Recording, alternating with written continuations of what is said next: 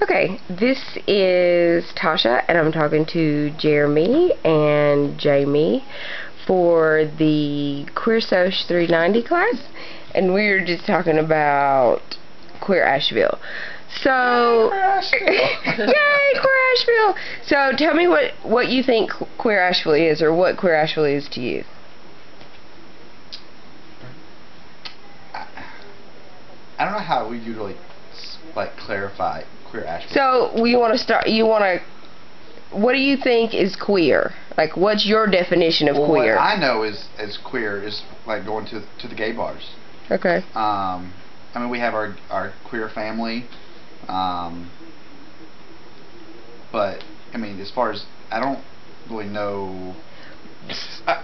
I feel like Asheville has such a high population of gay people that's where like the term Queer Asheville can come from. Like, there's so many gay people around Asheville that pretty much no matter where you go or what part of Asheville you're in, you're gonna find some form of gayness somewhere, And to me, it's just you can go to Asheville and feel comfortable and be who you are and not have to worry about being a standout or whether you have to worry about being accepted or anything. Right. And you don't have to worry about people like stereotyping you, staring at you, beating you up. Just don't go to Weaverville. Shut your face! I just live right over the hill from Weaverville. I grew up there. So what was that like? And how? Well, so what was that like? 10 years ago? Well, until I was 18, I lived in Barnersville, which is the Sticks, and the Sticks. The Sticks, yes. And there wasn't really anybody gay there except for Gay Hale. Right. And, well. Which was kind of my experience in Waynesville, like, I guess. Jamie, no. Shut your face. I mean, I guess I knew. No, I didn't. I had no concept of gay people or queerness or anything. Like, I didn't even really consider it an option until I was 18 and somebody said, hey, let's go to the gay bar. And I was like, okay. Like, I had a friend who I always thought was gay, but, like, it was never anything different, I don't guess. I mean, he dated girls, but that's a completely different thing. Well, a lot of gay people do date girls. A lot of gay guys do date girls before they start dating the guys. Our cover-up. We want to be like everybody else. You don't want to be different. You want to fit in with the crowd and do what's normal. Right, so. Right. That whole stretch for normalcy is like the thing that keeps everybody covered, I think, for such a long time. Like, you're supposed to be like this one way, and everybody who isn't is different, and different is horrible, So, how do you feel about the queer spaces in Asheville, or do you believe that there are queer spaces in Asheville? I think there's spaces that are way more gay friendly, or gay accepting, or gay, period. Right. Than they're not. I think with Asheville being diverse, like, you have a lot of hippies who, well, they don't give a shit what happens or who's doing what or whatever. So, oh, kitty, you're sorry. That's why I'm gay, because you don't like it.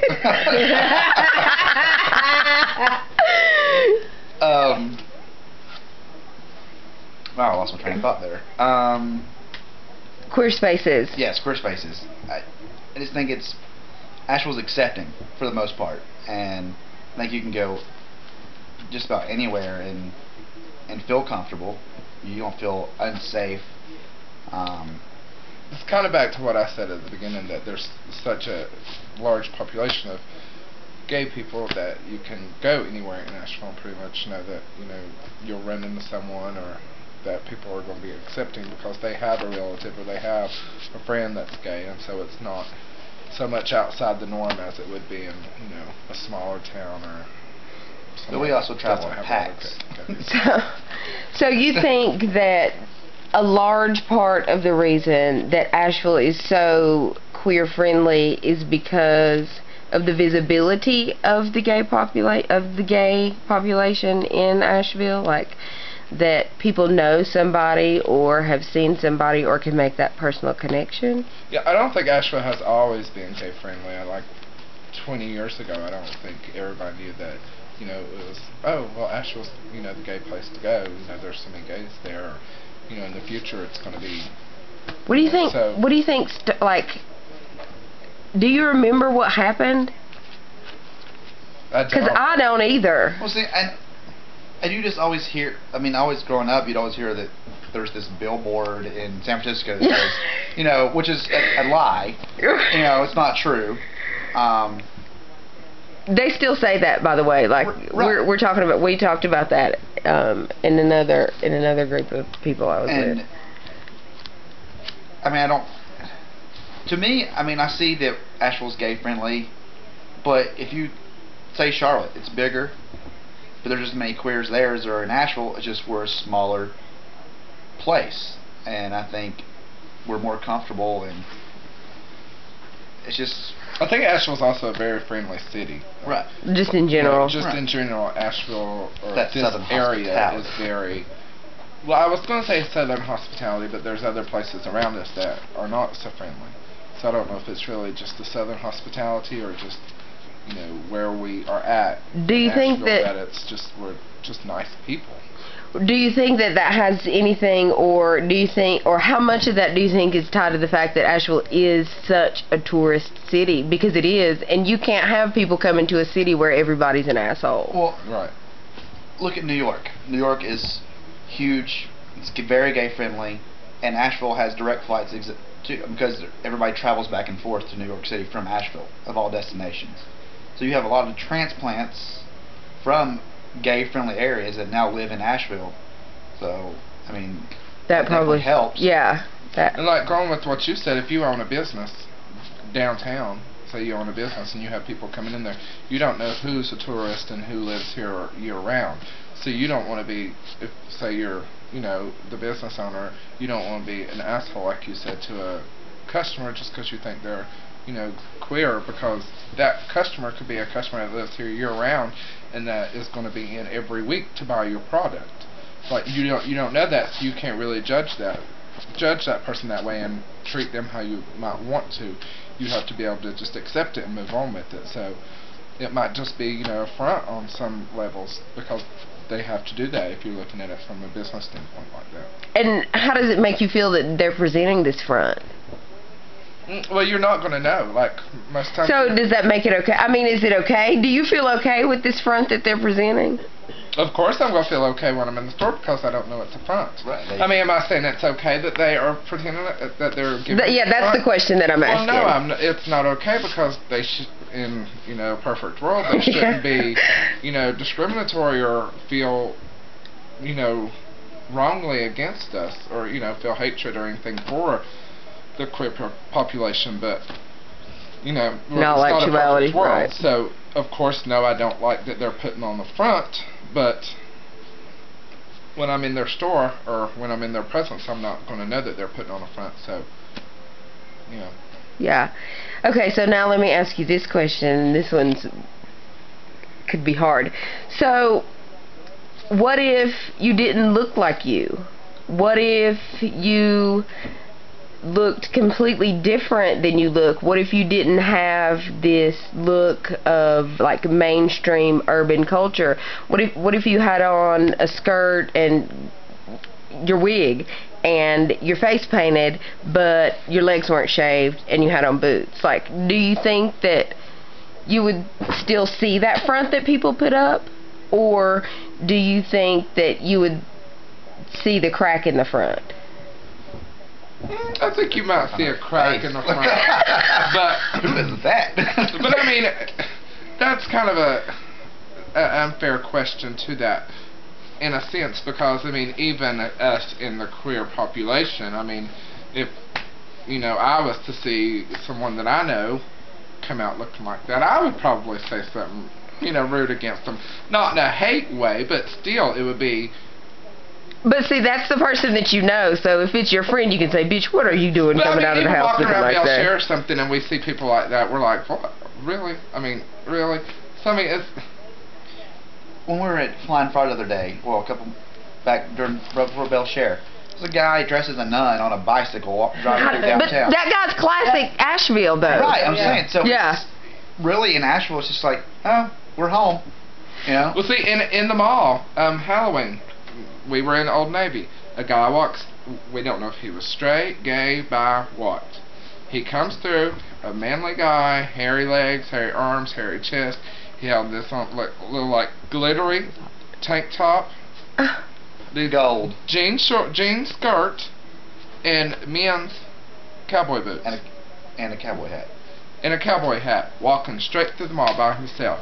And we both looked at each other and we just kind of giggled, you know, because that's what you do. I mean, you know, obviously I think he was doing it to draw attention to himself, but that might have been the way he expresses himself too. So, I mean, it's like, even us, you know, if he was a gay person, like, we kind of giggled about it, not in a, you know, Like, not in a that's mean. so fag kind of way, but you know, it was Yeah, like, can you the way believe he came was out of the house dressed. like that? So, I mean, Yeah. you describing that dress scenario isn't. I don't. And those fishnets he had on. Yeah, it was Kinda like, well, you know, I would laugh at anybody dressed like that just cause. I mean, not.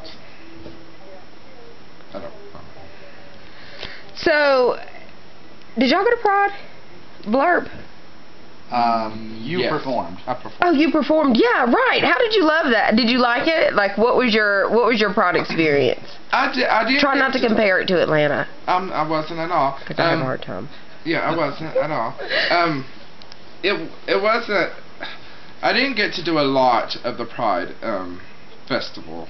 I showed up in time because I worked that day. I showed up in time to perform, and then afterwards we got to walk around for about 20 minutes because I had a busy schedule that day. During the show, I loved it because I had heterosexual families with their kids coming up to tip me. I had these little children tipping me, like just straight men, straight women, gay people, you know, everybody out there just having a good time, singing the song, tipping me, you know, hugging each other. It was just wonderful, and it was really a true Pride celebration.